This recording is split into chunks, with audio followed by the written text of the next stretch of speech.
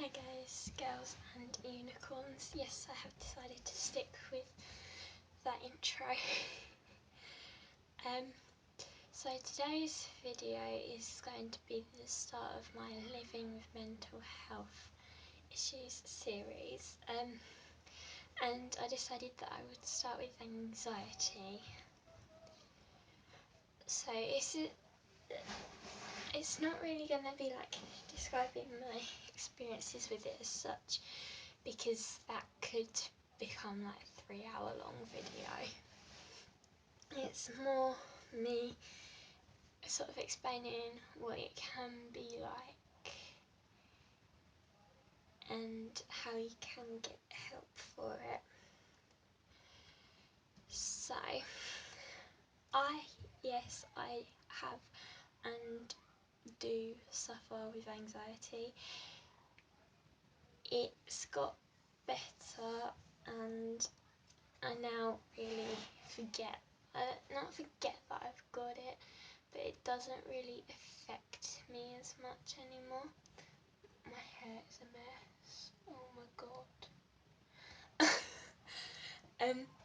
So it doesn't really affect me quite as much as it used to now. So basically, living with anxiety can be quite difficult because you don't know what to do. Like, you want to tell your friends and everyone else, and pretty similar to having depression, you're worried that people are going to run the other way.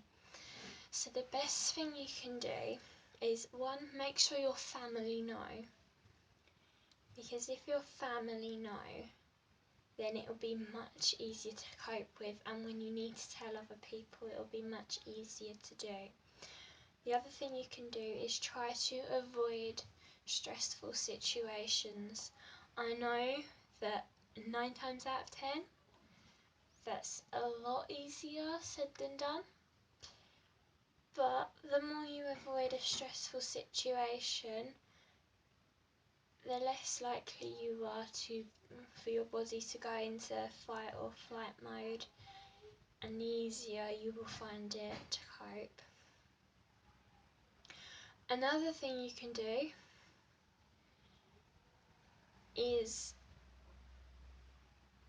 try, if you do find yourself in a stressful situation, a good thing you can do is, if you have a technique that works for you to keep calm, is you carry out that technique as often as you need to. Because some people like the deep breathing technique and that helps them to keep calm. Me personally, I like to distract myself from the situation completely, and that helps me to keep calm. And the final thing is, with telling people, you don't necessarily want to rush in and tell everyone straight away. You want to keep it to yourself for a little while, because if you go in and you tell everyone straight away, you're then going to cause yourself to panic, and that's not good at all with anxiety. You're going to cause yourself to panic and you're going to frighten yourself because you don't know how they're going to react and you don't know how they're going to take this news. So I recommend tell your family straight away.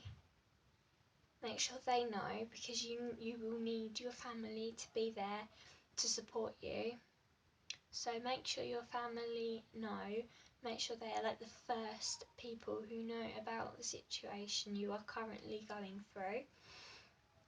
And then maybe if you are in a relationship, then what I'd suggest is, after a couple of weeks and you've come to terms with it yourself, because it takes a while for you yourself to come to terms with the fact that you are suffering with this mental illness.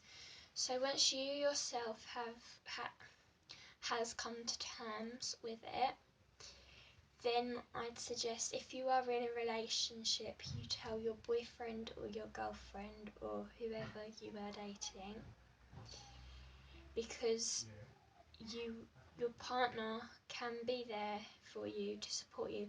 I know in some relationships that's not always the way it works out, but that is the idea of being in a relationship. You are supposed to be there for each other and you are supposed to support each other.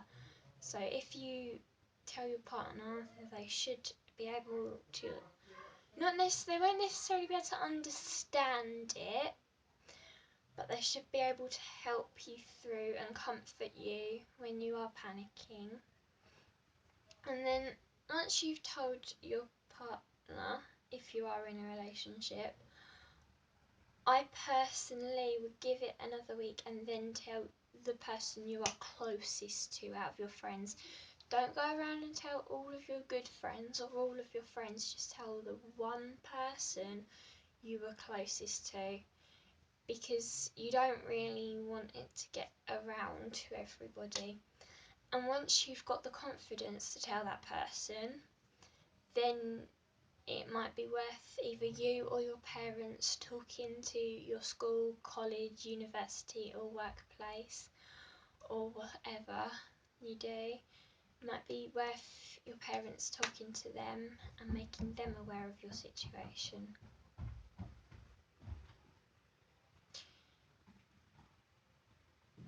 And that is just, and obviously everyone has their own coping strategy, everyone has their own way of dealing with things. But this is just my personal suggestions. I will continue with this Living with Mental Health Issues series next week. So thank you for watching. Please subscribe and I'll see you again in my next video.